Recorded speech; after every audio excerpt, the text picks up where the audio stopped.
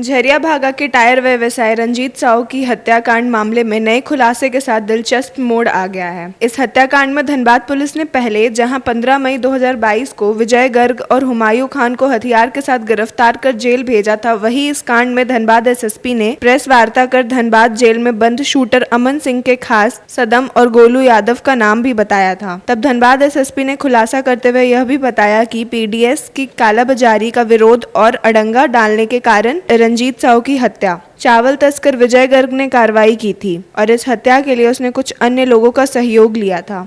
तब एसएसपी ने किसी के खास मीडिएटर की चर्चा की थी, तब उस नाम का खुलासा नहीं किया था, लेकिन इतना बताया था कि उस मीडिएटर ने 1 लाख रुपया उपलब्ध कराया था, जिसमें 30,000 रुपए भोलू यादव के भाई और 70,000 रुपए हुमायूं को दिया गया था। शूटर बाहर से बुलाए थे और घटना को अंजाम देने के बाद बोकारो तक पहुंचाने की जिम्मेदारी भी हुमायूं ने निभाई थी। एक बार फिर से आप 15 मई 2022 को दिए गए एसएसपी संजीव कुमार की प्रेस वार्ता में दिए हुए उस बयान को सुनिए।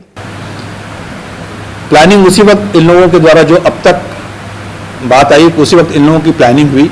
वहाँ पे विजय गर्ग उस इलाके में पीडीएस की कालाबाजारी में भी पहले शामिल रहा हुआ है और पीडीएस का काम भी करता है उस इलाके में। तो एक छत्र उस इलाके में राज करना चाहता था और उसमें जो इनका रंजीत साहब थे और जो इनके ट्रांसपोर्टिंग है, जो इनका अपना था, वो अड़ंगा इसमें लोग कर रहे थे। इनकी पुरानी भी कुछ दुश्मनी प्रकाश में आई है, तो वही इनके हत्या का प्लान बना है। और बाद में इन लोगों ने क्या किया, जब विजय गर्ग बाहर आ गया तो भोलू यादव ने अंदर से ही सारा सेट किया। सद्दाम के थ्रू 2 अपराधियों को सेट किया गया इसमें इसकी हत्या के लिए। और भोलू यादव ने फिर विजय गर्ग को कहा कि ठीक है, मामला सेट हो गया है, और 1 लाख रुपए विजय गर्ग को कहा गया। किसी एक बीच में एक इंटरमीडिएरी व्यक्ति था, मैं जानबूझकर नाम नहीं ले रहा हूं, इंटरमीडिएरी व्यक्ति को उसने 1 लाख रुपया दिया। वो इंटरमीडिएरी व्यक्ति जो है वो उसने भोलू यादव के भाई को 30,000 रुपए और हुमायूं खान को 70,000 रुपया दिया गया। इस मामले में नाटकीय मोड़ तब आया जब रंजीत साहू हत्याकांड में पकड़े गए सदम और भोलू यादव को हाल ही में धनबाद पुलिस ने रिमांड पर लिया, तो पता चला कि रंजीत के हत्या के लिए नीरज हत्याकांड से चर्चित गैंगस्टर अमन सिंह ने 2 लोगों से सुपारी ली थी, जिसमें एक नाम विजय गर्ग और दूसरा झरिया के कारोबारी सह भाजपा नेता रमेश सिंह का है। सदम और भोलू ने पुलिस को बताया कि उन्हें पता था कि रंजीत के साथ विजय गर्ग का संबंध अच्छा नहीं है। उसमें विजय चावल तस्करी के केस में जेल आया था। बाद में जेल से निकलते ही उसने 30 अप्रैल 2022 को घटना को अंजाम दिलवाया। इस घटना की सनसनीखेज सीसीटीवी फुटेज भी सामने आई थी, जिसमें शूटर टायर व्यवसायी रंजीत को सर के पास गोली मारकर भागते दिख रहे हैं। इस मामले में भाजपा नेता रमेश पांडे की साजिश में शामिल होने की बात सामने आने के बाद पुलिस उन्हें अप्राथमिक अभियुक्त बना सकती है। इधर भाजपा नेता रमेश पांडे का नाम आते ही कोयलांचल धनबाद की राजनीति गर्म हो गई और दूसरी ओर इस मामले की सीआईडी या सीबीआई जांच की मांग को लेकर तैलिक साहू समाज ने धनबाद के रणधीर वर्मा चौक पर धरना दिया है। इस धरना में भाजपा से जुड़े नेताओं ने भी इससे पूरे प्रकरण की किसी दूसरे एजेंसी से जांच की मांग की है। इधर रंजीत साहू के भाई रंजन साहू ने बताया कि उनके भाई की हत्या रमेश पांडे एवं अन्य लोगों ने करवाया है। अभी तक पुलिस ने रमेश पांडे से पूछताछ नहीं की है, जबकि उसके खिलाफ कार्रवाई होनी चाहिए।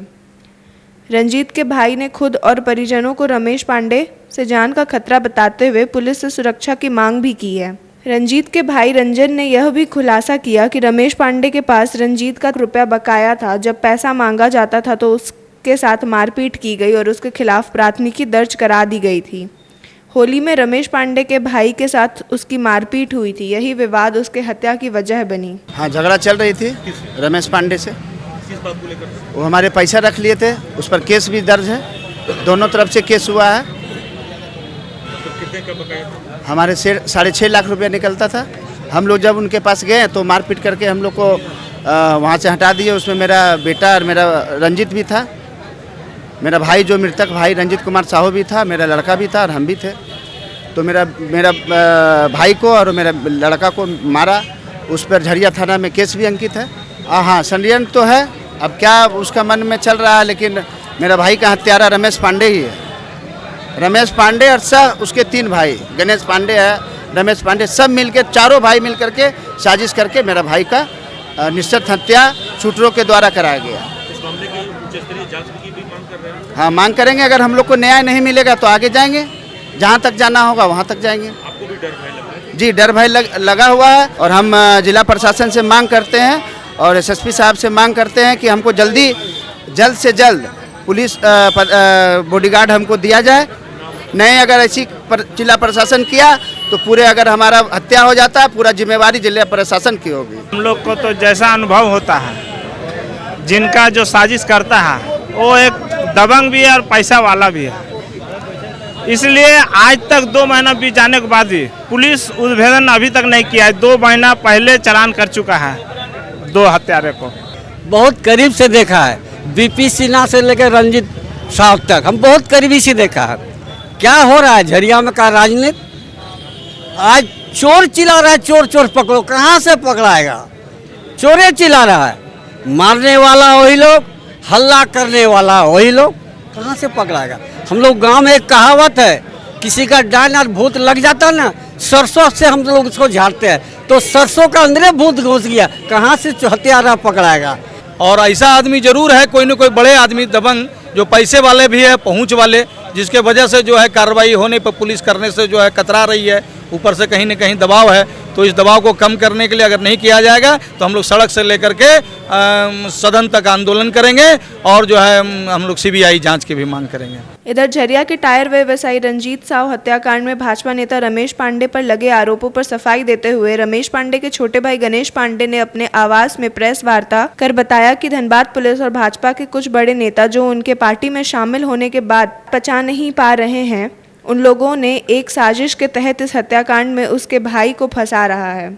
उनका भाई रमेश पांडे बेकसूर है। गणेश पांडे ने यह भी आरोप लगाया कि गोविंदपुर के एक एसएसआई को एसबी से पकड़वाने, कोयले की अवैध तस्करी के खिलाफ आवाज उठाने और कुछ पुलिसकर्मियों पर गाज गिरने के कारण उनके भाई के खिलाफ पुलिस के लोगों ने ही साजिश रची है। उन्होंने सवाल उठाया कि आखिर क्या कारण है कि 3 महीने बाद पुलिस इस मामले में उनके भाई का नाम बता रही है। वे लोग इस मामले की सीआईडी या सीबीआई की जांच की मांग कर रहे हैं। संभव हो तो सीबीआई से जांच करा ली जाए। साथ ही उनके भाई जेल में बंद शूटर अमन सिंह से कब मिला, कब बातचीत किया, कब हत्या की सुपारी ली, मोबाइल डिटेल के साथ इसका भी खुलासा करें। आँख की किरकिरी बने हुए हैं काफ़ी दिनों से, काफ़ी वर्ष से।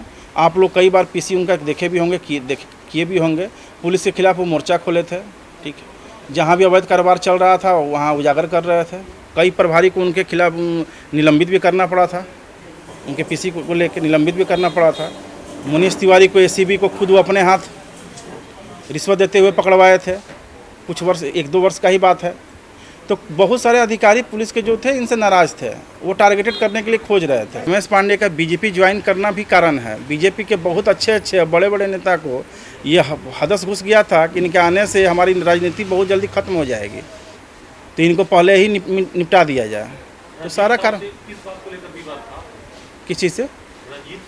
रंजीत साहब से कोई विवाद नहीं था। हमारा विवाद रंजन साहब से था, उसका भाई से। कोयला, वो हमसे कोयला लिया था और उसका पेमेंट का बात था। हम कोयला का कारोबारी हैं और वो हमारे यहाँ से माल लेके सप्लाई करता था, ठीक है। हम लोग आपसे जी, हम दोनों तरफ से केस था, हम भी केस किए थे, वो भी केस किया था। दोनों तरफ से केस हुआ था करीब 1-1.5 साल पहले। तो इससे पहले भी तो पूछताछ हुई थी।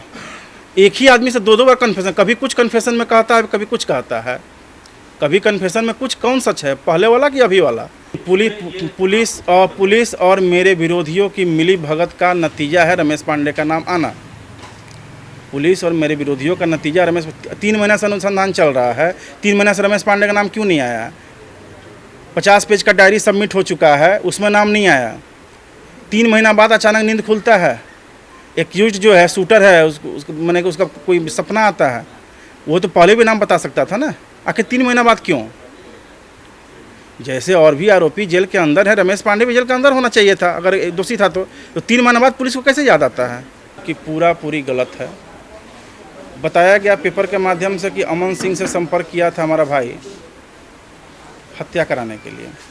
तो ये जांच का विषय है ना कि अमन सिंह से कैसे संपर्क किया था। मोबाइल से किया होगा, उसका मोबाइल का रिकॉर्ड निकाल लिया जाए, CDR निकाल लिया जाए, कॉल ड्रॉप निकाल लिया जाए, या फिर जेल गेट पे जाके मिल के भेंट किया। वो तो जेल में है, जेल गेट पे मिला होगा तो पर्ची लगाया होगा, जितना दिन से वो जेल के अंदर है उस दिन से अभी तक का रिकॉर्ड निकाल लिया जाए जेल गेट का, वो सारा डिपार्टमेंट के पास जेल गेट के पास होगा। या फिर वो पेशी के दौरान कहीं निकला होगा तो उस समय हमारा भाई भेंट किया होगा, मुलाकात किया होगा, तो उसका भी रिकॉर्ड निकाल लिया जाए। अगर कहीं हमारा भाई संलिप्त है तो उसको सज़ा दीजिए, जेल भेजिए, कड़ी से कड़ी कार्रवाई कीजिए। लेकिन निर्दोष है उसके बाद आप उसको गलत तरीक़ा से फंसा रहे हैं, ये तो बिल्कुल गलत है। चाह रहे हैं जाँच CID हो, CBI हो, पुलिस छोड़ के कोई अन्य एजेंसी हो जो इसका जाँच करे।